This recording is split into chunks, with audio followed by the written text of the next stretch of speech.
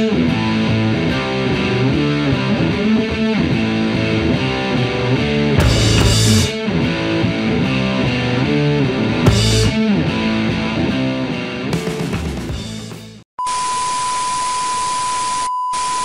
aí pessoal, estamos aqui de volta para o nosso segundo bloco. Quem perdeu o primeiro eu vou botar o link aqui embaixo para assistir. Quem não assistiu o primeiro e vai assistir só o segundo, meu nome é Lucas, eu sou colunista e diretor-geral do Diário do Observador. Esse aqui é o Ricardo da Costa, doutor Ricardo da Costa. Doutor. E a ficha dele é muito extensa, pessoal, assiste o primeiro vídeo. A gente está nesse segundo bloco aqui para falar sobre o movimento Docentes pela Liberdade. Que beleza. Quem começou esse movimento foi o professor doutor Marcelo Hermes Lima. E o que é esse movimento? Como é que o senhor se envolveu com esse movimento? Fala pra gente. Foi o Marcelo é um docente um professor da UNB de Biologia e de alto impacto. Ele recentemente ultrapassou as 6.000 citações internacionais. Caralho. Ele só escreve em inglês. Caralho! Esse palavrão também vai ser censurado, né? Esse não, esse foi um elogio. Então, o cara é do caralho. O Marcelo, eu não me lembro agora como eu conheci nem quando, mas ele foi, no primeiro momento, o responsável pela minha ida para Brasília. Porque ele iria trabalhar no INEP e ele me convidou para ser o coordenador dele do ENAD. Só que no meio da equipe de transição, ele estava lá, né? Houve um problema lá com ele, na época, se não me engano, com o presidente do INEP, que era o Marcos Vinícius. E ele não foi chamado. Mas o meu nome ficou. Então, graças a ele que eu fui parar lá, né? Nesse ínterim, ele teve a ideia de criar esse movimento nacional. Inicialmente era uma coisa regional, mas é aquilo que nós estávamos falando da internet, né, do poder desse negocinho aqui e tal. Ajuda pra caramba. Isso rapidamente se espalhou. A ideia inicialmente era fazer um grupo para diminuir a nossa solidão. Porque eu acho aqui em Vitória que eu sou sozinho. Dá essa impressão. Até porque os outros se escondem, né? Se vocês fizerem reunião, pessoal... Vai, Então, assim, começou assim mais ou menos com esse sentimento de nós compartilharmos experiências. E ele sofre mais ou menos aquilo que você sofre, assim, de perseguição, tudo é a mesma coisa, né? Mesma história. Sim. As universidades são diferentes, as histórias são as mesmas. São as mesmas, com graus variados de intensidade, de acordo com as personalidades. Ele é muito mais brigão do que eu, né? Ele já foi em reunião de sindicato para debochar do Lula. Aí tem coragem. Começou a dançar na frente de todo mundo. Ele foi lá fazer igual o menino. É uma figura. O Marcelo é uma figura. Eu vim aqui avisar vocês que o Lula tá preso. Babacas. Aquele dia que a deputada fez a dancinha lá no Senado, em relação a alguma corrupção e tal, ele foi lá dançar também no sindicato. Ele bate de frente, né? Ele é um pouquinho mais novo que eu. Então ele me convidou para fazer parte do grupo e criou um grupo de WhatsApp. Ele é um titio do WhatsApp. Você lembra das titias do WhatsApp? Ele é o tiozão do WhatsApp. O tiozão. Aí ele criou 20 grupos. Docente pela Liberdade, região Sudeste. E aí começou uma adesão de gente do Brasil todo. Você vê que no caso é muito mais gente sofrendo, né? Às vezes parece a perseguição ela calou muita gente, né? Parece. Eu acho que até nas próprias esquerdas tem gente que não há consenso em relação a isso, porque é muito chato. É uma situação muito... Porque, veja, os meus professores da velha guarda, eles não tinham essa... Eles conversavam. Você conseguia sentar... É questão humana, né? Porra, no pé no saco. Você tem que tomar cuidado com o que você vai falar com a pessoa, pra pessoa não... O seu ofender te perseguir, te encher o saco. Então, assim, foi um movimento que ele criou e tá em várias universidades. Segundo, saiu no jornal Gazeta do Povo sobre ele, falando lá de uma postagem que ele fez no Facebook, falou assim que o projeto já tem uma associação de mais de 300 pessoas e está em 22 estados, mais do Distrito Federal. Então, é um movimento grande. Ele está ajudando a criar a incentivar também chapas. Vai ter, inclusive, já estão preparando, como é que fala? O regimento. O regimento, vai ser um movimento organizado. Sim. E como se fosse uma associação. E qual que é o objetivo em si? Tipo assim, o nome já indica um pouco, né? Mas assim, a ideia geral, o objetivo assim, concreto, falar assim, ó, estamos chegando... Tomar o poder. Perfeito. O objetivo é esse. Chegar e ganhar as reitorias. Eu vou falar o que eu quiser e ninguém vai me calar, mas ninguém vai me perseguir. Assim, Tá certo. Não é? E olha, de novo, estamos brigando pelo óbvio, né? Um professor de alta produção acadêmica. Cara, uma pessoa que não faz parte do meio, assim, não entende esse negócio, ela olha assim e fala, pô, os caras estão brigando pra poder falar. Então, mas quem não entende acha que Pra você ter uma ideia, aqui, um professor da Federal Fluminense, que passou lá com nota 10 da banca inteira, ele concorreu aqui. Mas como ele tinha se indisposto com uma professora quando era estudante, ele já entrou na lista. E ele foi reprovado na prova escrita. E lá na Federal Fluminense, e é capixaba, hein? Lá na Federal Fluminense ele ganhou 10, eu nunca vi isso na vida. Ele ganhou 5/10 de uma banca de 5 professores com visões distintas. Assim, um bom profissional. Mas aqui não entrou. Então, assim, isso é uma coisa inaceitável. É insuportável esse ambiente, entendeu? É porque eu já cheguei no final da carreira também. Eu não tô nem aí. Quer dizer, as relações pessoais de puxa-saquismo vai muito além de qualquer... Não tem respeito menor pela academia, né? E eu ainda tenho ex-alunos. Eu tenho 3 ex-alunos que eu formei e ajudei e preparei para serem professores federais. Mal entraram no sistema, deixaram de falar comigo. Em momentos diferentes. Mas assim, por quê? Porque pressão. O cara cede a pressão, né? Um deles, inclusive, que eu não vou falar federal. Mas não fala nem por baixo dos panos, fala, professor, olha só aí. Não, um deles, inclusive, mas eu queria pedir desculpa aqui. De casamento dele. Caramba. Ele casou com uma capixaba, é de outro lugar. Casou com uma capixaba, me convidou para ser padrinho de casamento. Fui. Mas de onde vem essa pressão? Será que o pessoal chega nele e fala assim, olha só, eu queria muito botar aqui pra dentro, mas você foi aluno do Ricardo. Será que o pessoal chega assim, você sabe? Como é que funciona? Assim, ou isso, eles já pegam de longe que se eles chegarem lá com você assim... Você tem certeza que você quer entrevistar o professor Ricardo? Quanto é que você ganha mesmo naquele emprego? Aqui a gente faz tudo por amor, pessoal. É uma coisa... Entendi, entendi. É bem sutil, mas de longe você pega o ar pesa, né? Esse menino, esse rapaz... Eu não fiquei triste exatamente por isso, porque eu não espero nada de ninguém. Mas você já sabe como a coisa funciona. Eu fiquei surpreso com o grau de subserviência, porque na campanha eleitoral do ano passado, eu fui informado que na rede social dele, ele estava constrangendo os alunos dele, que estavam demonstrando interesse em votar no Bolsonaro. Que isso, aí já passou... Estou vendo, aí o cara já não está se escondendo, ele já tá assim, querendo levantar a bandeira para puxar então, saco. Assim. Ou mudou de lado mesmo. Outro problema da educação da esquerda, ela cria uma espécie de subserviência vassalagem mental. Uma vassalagem, uma coisa assim que você entra por favor e fica devendo esse favor até morrer. Nossa, inclusive, um caso interessante, até uma vez eu tava, assim, num papo desses, assim, da vida, e a pessoa tava meio assim, né, na época do PT, ela falava, mas eu estudei na universidade graças ao PT. Eu falei, não, olha, que bom que eles te deram a bolsa, eles têm que agradecer você por ter estudado, por estar se formando, eles dão a oportunidade, que bom que a gente pega, não é só você que está devendo eles devem você também, porque a gente precisa. Não adianta só você montar uma universidade da bolsa, você precisa de gente que tem interesse em estudar, que tem interesse em aprender, então é uma via de mão dupla. O pessoal parece às vezes que é muito assim, eu dependo do outro, aquele rebaixamento mesmo. E olha que eu sou da época... Criar assim, eu sou um Deus generoso. Olha que eu sou da época da esquerda, na época do Betinho, do irmão do Enfio, que defendia a tal da Bolsa Família. Eu tô chegando pro lado aqui, daqui a pouco eu até saio da tela. A tal da Bolsa Família. Quando o Betinho lançou essa ideia, lá na década de 80, as esquerdas todas caíram do pau nele porque acusaram isso de criar dependência social, dependência econômica. Já sabia, né? Que era voto assim. De cabresto, entendeu? E hoje mudou.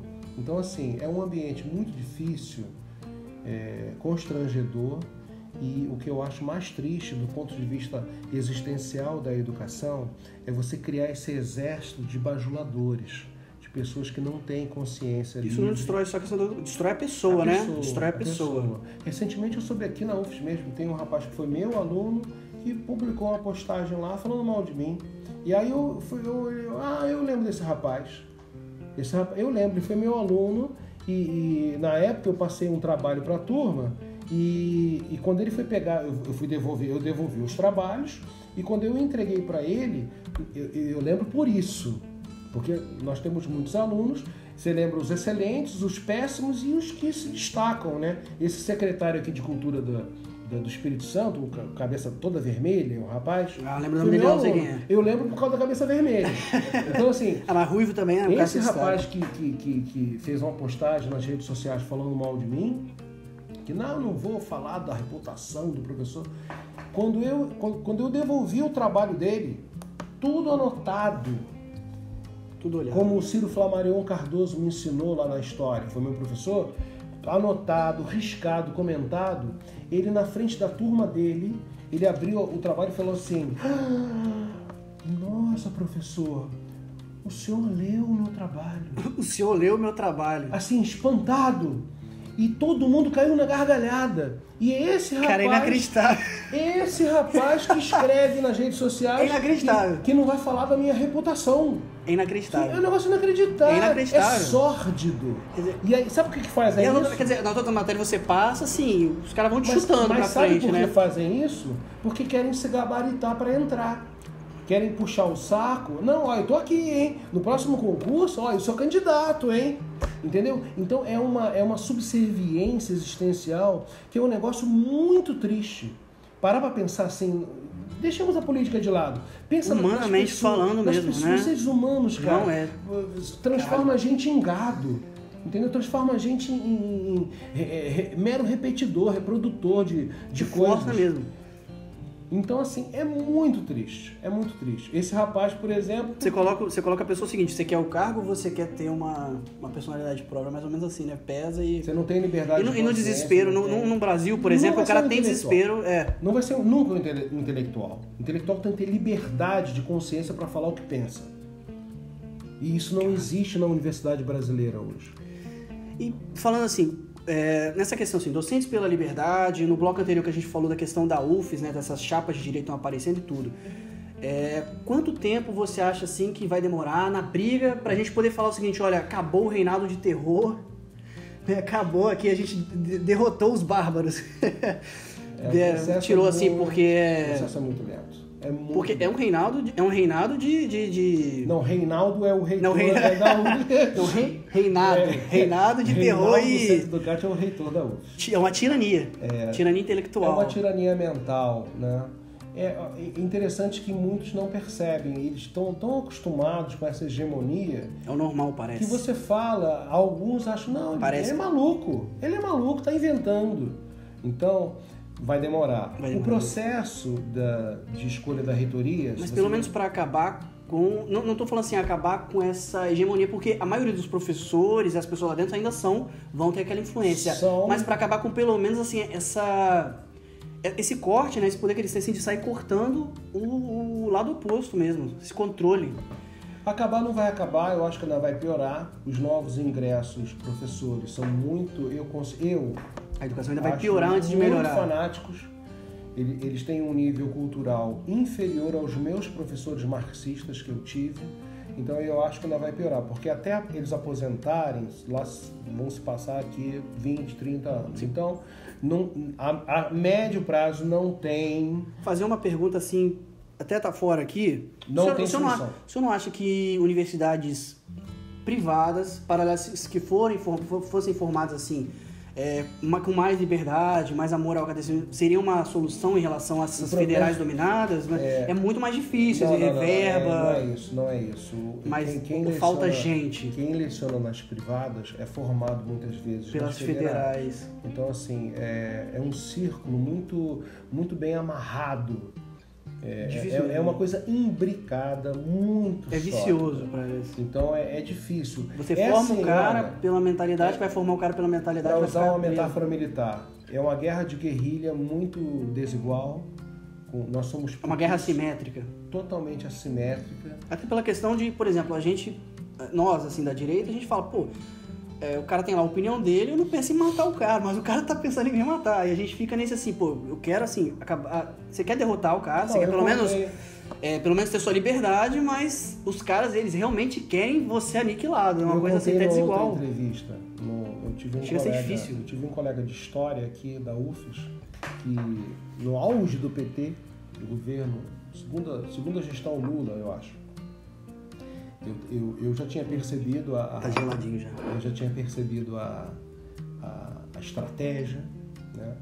E aí brinquei com ele, falei assim, olha, quando vocês implantarem o socialismo mesmo, será que vocês poderiam me deixar pelo menos em casa, com a minha biblioteca, no meu cantinho, lendo os livros? Tá pedindo demais. Não, ele falou assim, ele falou friamente, olhou assim friamente, nós vamos pensar. Com aquele olhar de tipo assim, na verdade a gente vai te botar numa fogueira com seus livros. Exatamente. A gente vai acender a fogueira com seus livros aqui. Na hora eu gelei, eu falei, nossa. Vamos amarrar você de cabeça para baixo. Então assim, foi uma coisa muito inesperada isso que aconteceu na nossa história. E eu não poderia primeiro recusar o convite do Vélez. Eu tinha que ter essa experiência. E eu não poderia passar para o além. Precisamos do senhor lá. Eu não poderia passar para o além sem me esforçar para... Vamos ver se... É a última batalha, né? Do bom combate. Se a gente criar, ótimo. Se não criar também... Mas o que você espera do Docentes? Você acha que o Docentes pela Liberdade é um movimento que veio para ficar? Vai dar certo? O que você acha? Assim, eu acho que o negócio é bem. Na hora que o bicho pega, você tem que contar com as desistências. Elas são... Nós, brasileiros, não temos o hábito do enfrentamento assim... Não é muito combativo. As esquerdas têm, mas também porque são maioria esmagadora, né? Então, o Docentes pela Liberdade está aglutinando, mas na hora de dar a cara a tapa também vamos contar com as desistências. A gente tem que falar, atira aí, cara! Né? Então, quando então atirar pra cima tem que ver quem fica. Fácil. Eu queria falar do processo, se você me permitir. Pode, porque claro. Essa semana, uma repórter do Rio Grande do Sul me perguntou como é o processo para a escolha do reitor. Ah, sim, falando das universidades, né? Para escolher, pra gente terminar então, falar assim, Docentes pela Liberdade, essa briga. Docentes está firme, forte. Estamos querendo. Tá aumentando, tá crescendo. E vão brigar pelas reitorias do país. Como é que faz para eleger os reitores? Vamos tentar. Como é que faz para... É caso a caso. É casa a casa. A UFES, então. Então, aí a menina, a repórter me perguntou e eu fui conversar com o assessor Paulo Roberto, assessor especial do ministro, que está, do ministro Weintraub, que está fazendo esse estudo. Ele é advogado e lendo as legislações e tal, e está fazendo esse levantamento, porque isso o MEC tem que saber, né? Claro. Então, e eu mesmo não tinha a ciência, porque é um processo um pouco complexo. Eu vou tentar explicar, você vai me interromper se você não entender, tá? Porque eu demorei um pouquinho. Ele começou a me explicar, eu falei, não, calma, Paulo, pera, deixa eu ordenar aqui, colocar na ordem. Vou fingir que eu estou entendendo, não vou interromper não, vai lá. Em primeiro lugar, é necessário que seja constituído um colegiado eleitoral. Um colégio eleitoral. O que é um colégio eleitoral? Que vão votar os eleitores. Tá, os eleitores. Um colégio. Esse colégio, as pessoas desse colégio são escolhidas pelo reitor, em exercício. Então os eleitores são formados, é um grupo à parte, selecionado já pelo reitor atual. Sim, do funcionalismo federal. Perfeito. O reitor escolhe. Começou. Isso faz parte da autonomia universitária. Existe critério para essa escolha? Não, ele escolhe. Ele escolhe. Quem indica? Vamos ver se eu também entendi direito da explicação do Paulo, tá? Que é complicado, depois né? vocês vamos conferir. Tá, se não... A direita... Estamos falando aqui de uma coisa que a gente está aprendendo agora. A direita é assim. Mas você não acredita, você confere. Eu aprendi assim. Não, o professor falou, não, vamos lá. Não, eles se enganam nesse ponto. Tudo bem. Volta atrás, né? Não vai fazer o quê? Não tem problema. né? Mas pelo que eu entendi, Se tá errado, a gente aprende. isso faz parte da autonomia universitária. Aí é publicado um edital em que pessoas se inscrevem para concorrer. Perfeito. E há um critério, uma exigência. Tem que ser professores associados nível 4 Que é na carreira. nível 4, A carreira tem 4 segmentos até titular, né? E o penúltimo é o de associado. Aí cada segmento tem 4 níveis. Associado 1, associado 2, associado 3 e 4. Ah, tá. Tem que ser um associado nível 4. Tem que ser um associado nível 4, que é o último nível, ou professor titular, como é o meu caso. Eu sou titular. Ah, Cheguei ao já pode ser o reitor. Não, eu não quero ser reitor, eu não vou ser reitor, eu não quero e não vou, Caraca. eu não vou ser reitor. Você vai acordar no meio da noite assim. Isso. Venceu pra reitor da UF. Vai acordar, não. Exatamente. Ou seja, todos têm que ser doutores. Então tem um corte, né? Não pode ser professor mestre, nem professor adjunto, tem uma outra categoria mais baixa. Bom, logo depois disso, sai o edital. É composto colegiado. Sai o edital e tem os inscritos registrados. Sim. Pode acontecer uma consulta acadêmica. É o que nós chamamos de eleição, onde votam os alunos, os funcionários e os professores. Pergunta quem vocês preferem, né? Mas não voltar. Mas, Eu prefiro fulano, faz voltar. Tem até debate, eles marcam debate de ideia, daí aquela baixaria eu já presenciei. Não mais, agora vai ter a chapa da direita pra elevar o nível lá. Não vai, nós vamos receber tomate, mas é aquela coxinha tomate tá eles bom, botam claque pra bater palma, A gente vai com a roupa velhinha, toma tomatada. pra interromper, eles fazem tudo isso. É como campanha. Depois a gente faz a macarronada. Isso pode ser feito, não é obrigatório. Tá? Tá. Aí a eleição, e aí escolhem lá 3. Ah, se tiver a chapa da direita, então eles vão até cortar essa parte, então. Não é eleição, é Tá. consulta. Juridicamente. Você pergunta, o que vocês acham? Sem poder decisório. Isso é o que diz a lei.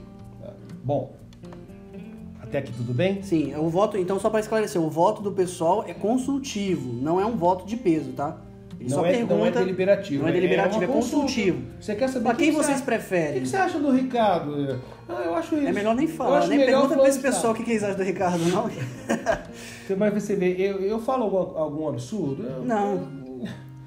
Bom, Absurdo ela é falo facultativa. Ela é facultativa, tá? Não é uma eleição, é uma consulta. Beleza. E aí, como é que define, Essa então? consulta pode sair uma lista tríplice, normalmente sai. Mas quem decide a lista tríplice é o colegiado. Então, pode acontecer...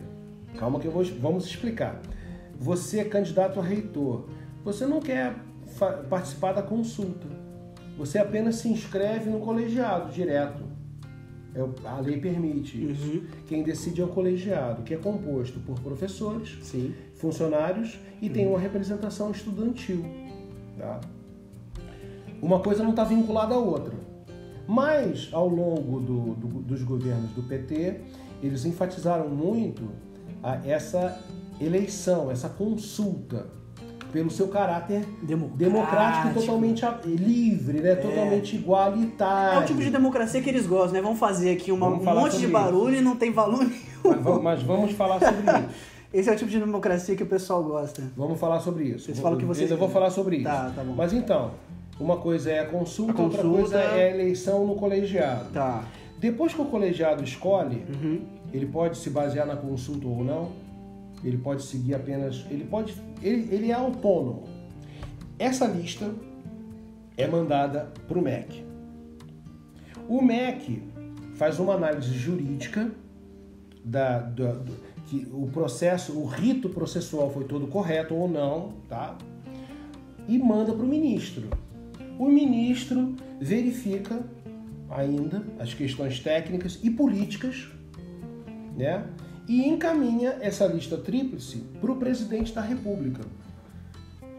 E lá o presidente pode escolher o primeiro, o segundo ou o terceiro. O presidente decide. Bom, as universidades... Agora, até aqui tudo bem? Tudo bem. Agora vamos entender Tudo bem com vocês? que é um ponto muito importante que distingue direita de esquerda. Tá? As universidades não têm seguido esse rito, porque elas acusam que isso é antidemocrático. Né? E é. Respira. Tá. É antidemocrático. Vamos raciocinar aqui. Não é igualitário. Não tem que ser igualitário.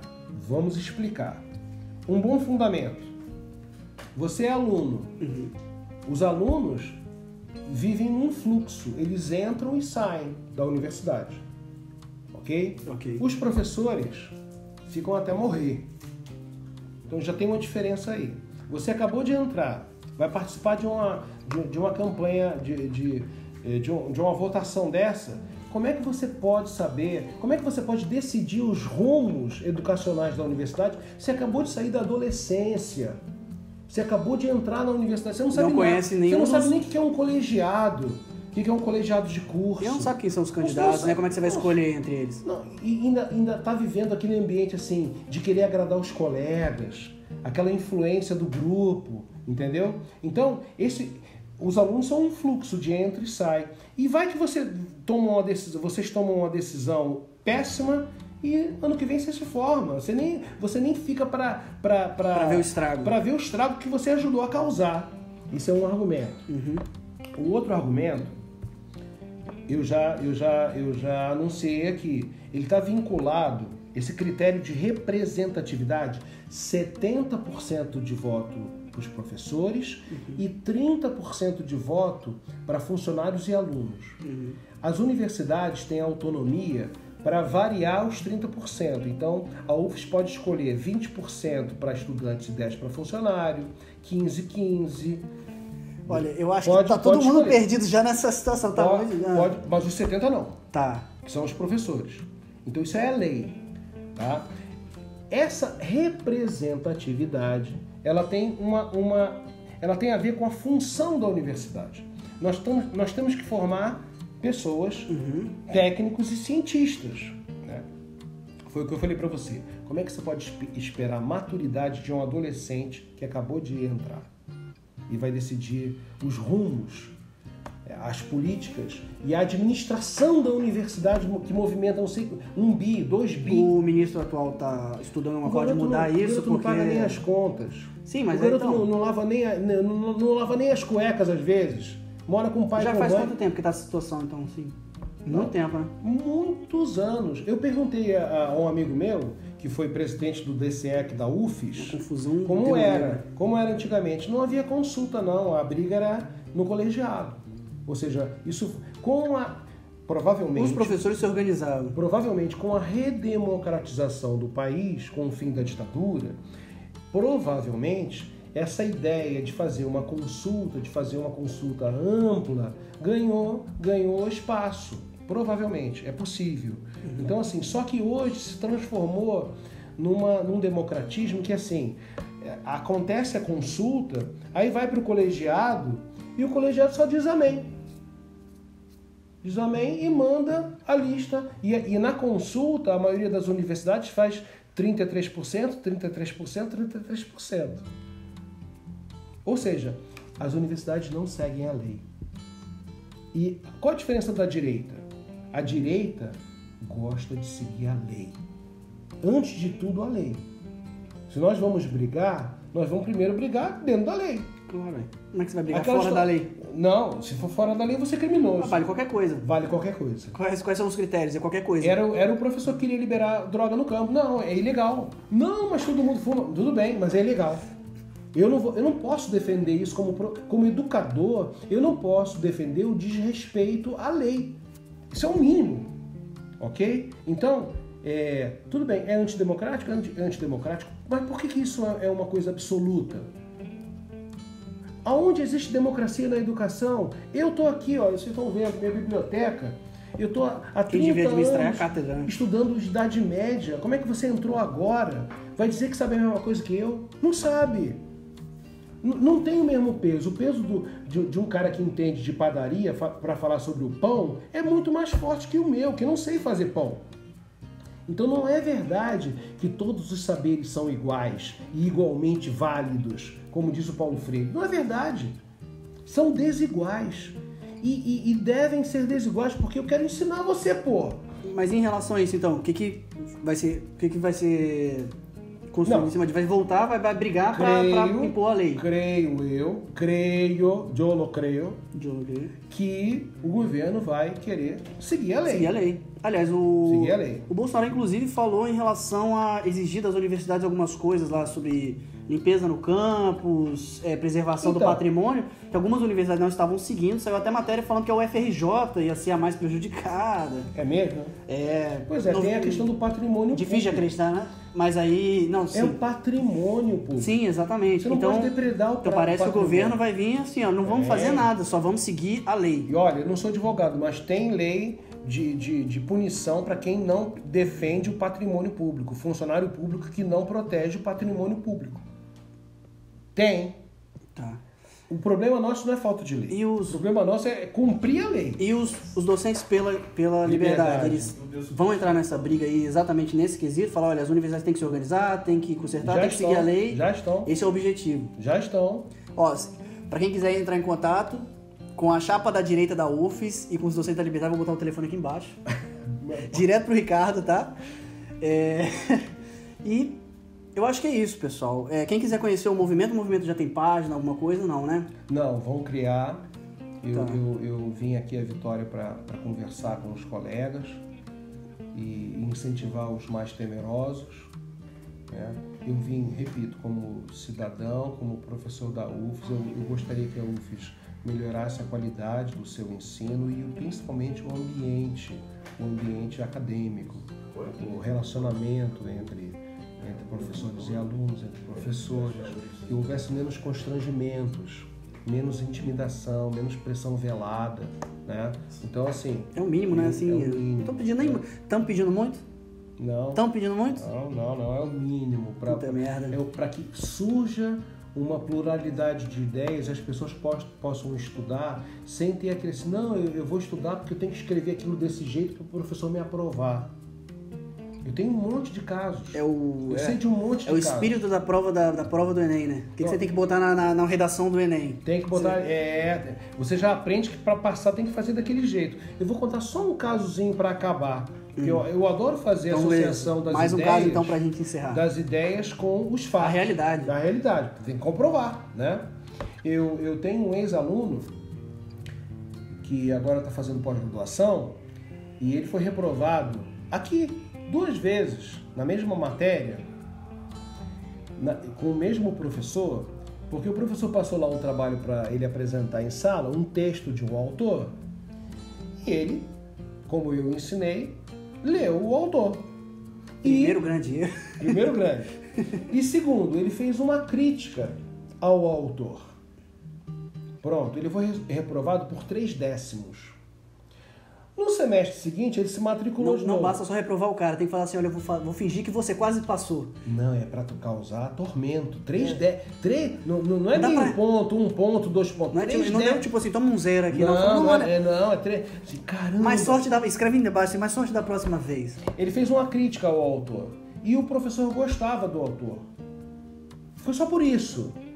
No semestre seguinte, ele se matriculou de novo na mesma disciplina com o meu professor. Como ousa?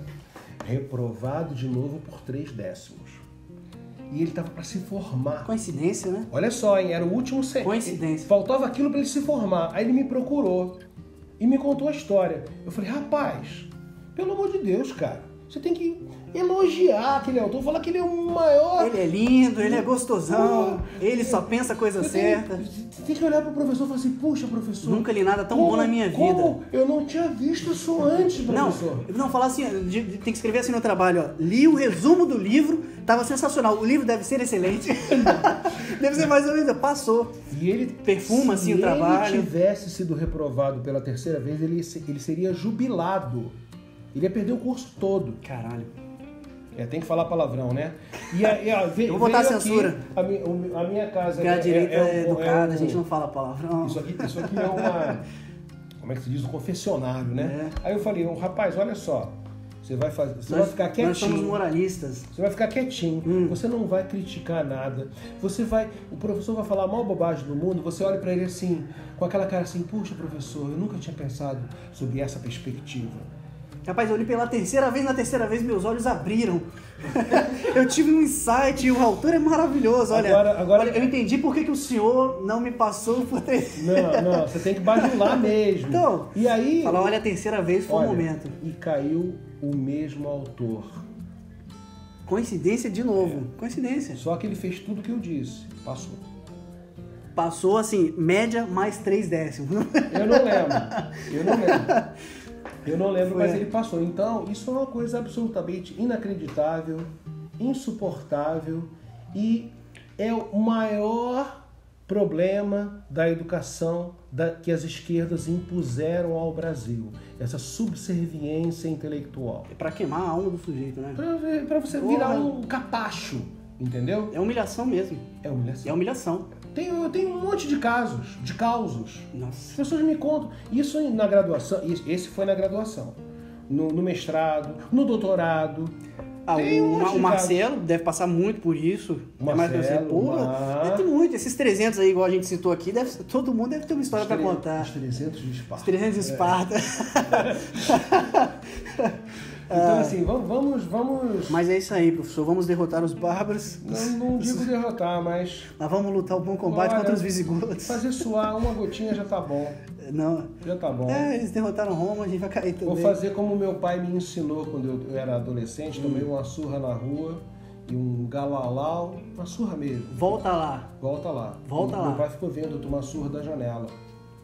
Aí eu voltei todo lanhado, lascado. Ele falou, não vai entrar aqui não, volta lá. Você vai pelo menos acertar uma nele. Minha mãe atrás, morrendo de vontade de me proteger. Meu bebê! Eu devia ter 9, 10 anos. Vê como é que era a educação. Não, você não vai entrar aqui, volta lá. Não importa o que ele te falasse. Na prática, você não ia, só ia aprender naquele momento. Na porrada. Eu voltei. Você não ia morrer mesmo. Tomei outra surra. O garoto era o dobro do meu tamanho. E qual é o problema? Mas eu acertei uma. Eu acertei um soco nele. Aí voltei pra casa, todo com sangue. E meu pai, agora pode ir, vai lá tomar banho. Minha mãe atrás assim, agora pode tomar banho. Então assim, se der uma gotinha, já é um começo, entendeu? Tem que começar. Tem que começar a partir pra cima dos E você falou uma coisa muito interessante no início, né? É a primeira vez. É a primeira vez. Ó, e tá na hora de sair do armário, hein? O cara agora é a hora do combate. O cara da Gazeta falou, não, é que se diz mas não, é difícil, de direita. Mas igual a gente explicou, é difícil. Tem perseguição, tem que ter muito jogo de cintura, mas não dá pra manter isso pra sempre, né? Vai ficar sempre nesse negócio, tá na hora de... Tem que fazer alguma coisa, né? Um pouquinho de testosterona. Um pouquinho de testosterona. Chega de leite de soja. Não faz mal. O pessoal fala que tem progesterona, eu não sei direito a treta, mas o pessoal fala que tem progesterona, então o pessoal toma leite de soja e o pessoal vai ficando mais afeminado. Tem umas tretas aí mesmo. É mesmo? Acabou. Chega de leitinho. Então, falou pessoal, esse aqui é o nosso segundo bloco. Muito obrigado por assistir até aqui, pessoal. Espero que vocês tenham gostado. Lembra de assinar o Diário do Observador, tá? É só R$ 3,90 por mês, mas cada assinatura ajuda muito a gente. Se você assistiu até aqui, você gostou, então assina lá, por favor, pessoal. Coloca, por favor, no meu site, ricardocosta.com. Vou botar, claro. Ó, vale a pena a leitura. ricardocosta.com. E pode comprar os livros do Ricardo, pessoal. A leitura é excelente. O Impressões da Idade Média eu li, muito bom. Obrigado. E eu tô esperando Visões da Idade Média, tô ansioso. Obrigado. Excelente. Obrigado. Você gostou do livro, legal. Puxa saco. Isso não é puxa saquinho. Não, mas o livro eu realmente gostei muito, principalmente da parte que você falou lá a questão do Maomé. Caraca, eu não sabia, tem um monte de coisa ali que eu não sabia. Eu falei, pô, muito interessante, o Ramon Liu. Aquele artigo... É Ramon Liu mesmo que fala, né? Eu não sei falar, mas... Aquele artigo sobre Maomé... Houve uma briga lá entre os editores. Aliás, eu queria ler aquela novela de cavalaria. Eu não encontrei o livro até hoje. Aquela novela do... Curial e Guelfa. Tá esgotado, Tá esgotado. Dá pra publicar de novo, não? É, o Direitos da Universidade de Santa Bárbara, na Califórnia. Novela de cavalaria. Isso deve ser bom pra caramba. Muito, Porra, eu tô querendo ler, cara. É muito. Então tá bom. Obrigado, pessoal. Até o próximo programa. Obrigado, Tchau, pessoal. gente. Valeu.